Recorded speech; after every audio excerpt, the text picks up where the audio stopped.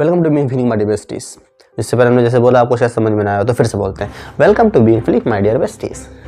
तो इस सीरीज़ में हम लोग जो देखते हैं वो पर्सनैलिटी एनालिसिस देखते हैं, जो कि हर इंसान के बारे में होता है। तो एक कभी पॉलिटिकल होता है, कभी नॉन पॉलिटिकल होता है।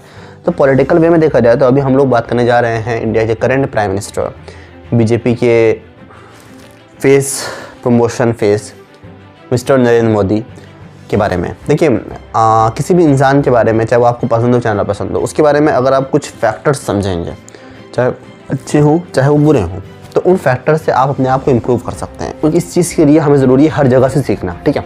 तो अभी हम लोग जो पर्सनैलिटी एनालिसिस करने जा रहे हैं वो प्राइम मिनिस्टर मोदी जी करने जा रहे हैं, ठीक है। अब 3 पॉइंट्स एज यूजुअल हम लोग डिस्कस करेंगे।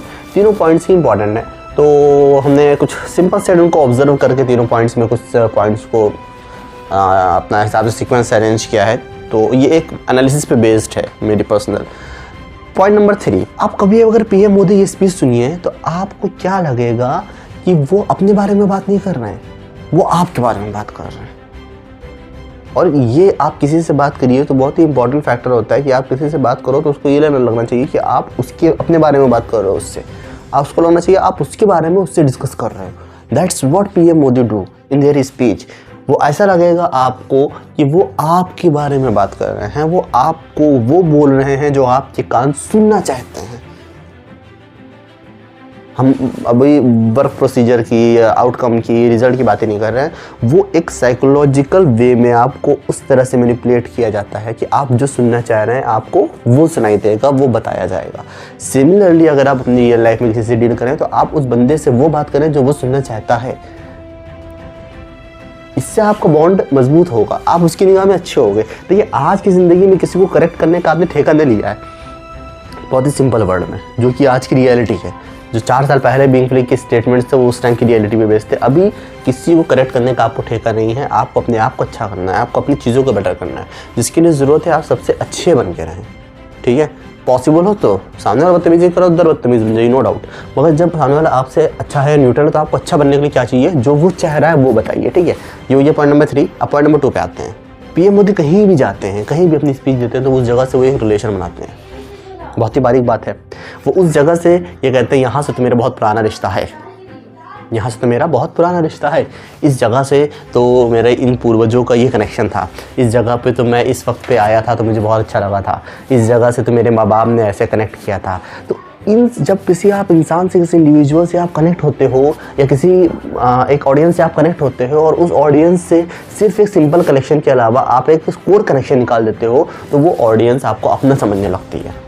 जब आप किसी इंसान से मिल रहे हो, फॉर एग्जाम्पल अगर आप उससे ये कह रहे हो कि अच्छा आप कहाँ से हैं, आप जौनपुर से हैं, अरे हमारा तो जौनपुर में ये चीज़ है, जो नॉर्मली हम इंडियंस के अंदर इनबिल्ट होता है। तो उससे क्या होता है, एक कनेक्शन बिल्डअप होता है और उस कनेक्शन के साथ एक पॉइंट ऑफ डिस्कशन भी होता है कि अब आपने अगर एक पॉइंट हाईलाइट करा, फॉर एग्जांपल आपने ये हाईलाइट करा कि दिल्ली में आप रहते हैं, दिल्ली में हम भी रहते हैं, तो आप वहाँ पर डिस्कस कर सकते हैं अलग अलग पॉइंट्स पे। तो उससे क्या होगा, एक बॉन्ड मजबूत होगा।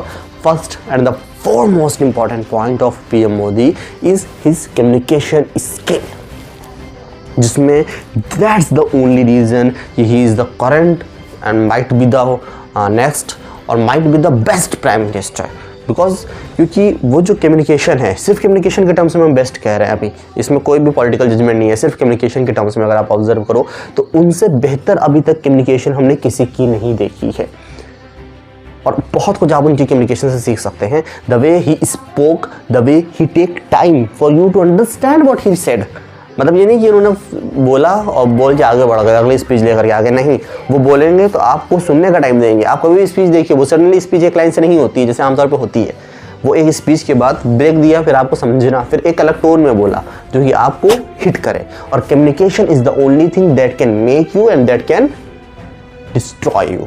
अगर आपको बात करने की तमीज़ नहीं है तो आप लाख लिटरेट हो, लाख इंटेलिजेंट हो, लाख समझदार हो, लाख अमीर हो, कुछ भी हो, सामने वाला कभी आपसे बात नहीं करेगा। मतलब देखने में तो आप बहुत खूबसूरत हो, पर जब आप मुंह खोलो तो आपकी मुँह से टट्टी निकले तो इसका कोई मतलब नहीं है। That was 3 points I would like to convey to all of you.